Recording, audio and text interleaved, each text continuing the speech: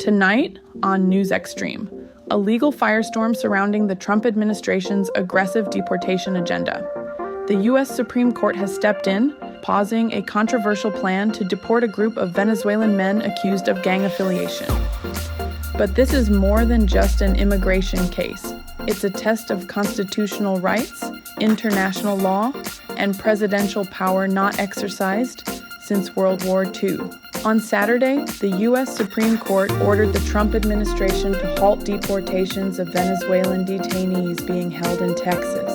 These individuals, alleged to be members of the violent Tren de Aragua gang, had not been given a chance to challenge their removal in court, a key constitutional concern. The ruling follows an American Civil Liberties Union, ACLU lawsuit arguing that the men weren't informed of their rights and received deportation notices in English, even when some of them only spoke Spanish. President Trump invoked the 1798 Alien Enemies Act, a rarely used wartime law that allows the president to deport individuals from nations deemed hostile to the United States without following standard judicial processes.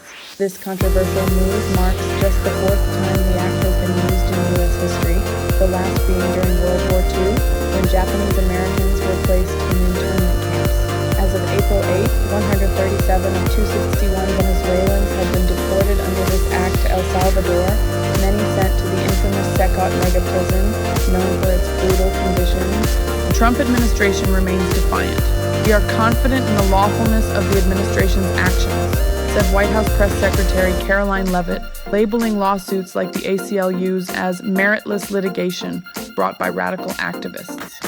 Trump has accused the Tren de Aragua gang of invading the U.S. and pledged in his second inaugural address to eliminate foreign gangs and criminal networks from American soil.